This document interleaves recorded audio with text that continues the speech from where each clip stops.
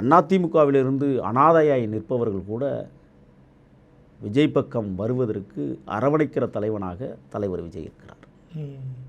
Okay, என்னன்னாக்கா இப்போ கட்டமைப்பு ரீதியாக பலமாக இருக்கா அப்படின்னு ஒரு தாவேக்கா குறித்து ஒரு சந்தேகம் எழுப்புறாங்க. சமீபத்தில் கூட எவ்வளவு பிஎல்ஏஸ் இருக்காங்க அப்படின்ட்டு ஒவ்வொரு கட்சிக்கும் வெளியிட்டிருக்கிறாங்க. 2 திராவிட கட்சிகளுக்கு 65,000 பேர் இருக்கிறாங்க. நம்ம அந்த கட்டமைப்பெல்லாம் உறுதிப்படுத்திட்டோமா? வலுவாக இருக்கா? தாவேக்கா போட்டி போடுமா?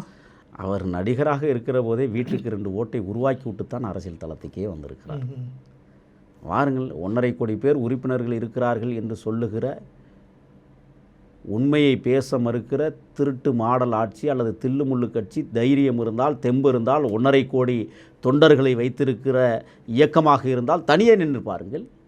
ஏன் உங்களுக்கு கூட்டணி? 1.5 கோடி பேர் இருக்காங்கல்ல, நீங்கள் தானே சொல்கிறீங்க எங்கள்கிட்ட 1.5 கோடி உறுப்பினர்கள் இருக்கிறாருன்னு. யாரை சொல்கிறீங்க?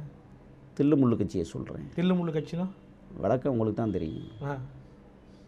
அதிமுகவில் 1 கோடி பேர் உறுப்பினர்கள் இருக்கிறார்கள் என்கிறார்கள். ஏன் கூட்டணி பேச்சுவார்த்தைகளை நடத்தி கொண்டிருக்கிறோம்? நம்ம ஏன் கூட்டணிக்கு அழைப்பு எடுக்கிறோம்? கட்சி தொடங்கி நாட்கள் முதலே அழைப்பு எடுக்கிறோமே, அதுக்கான காரணம் என்ன?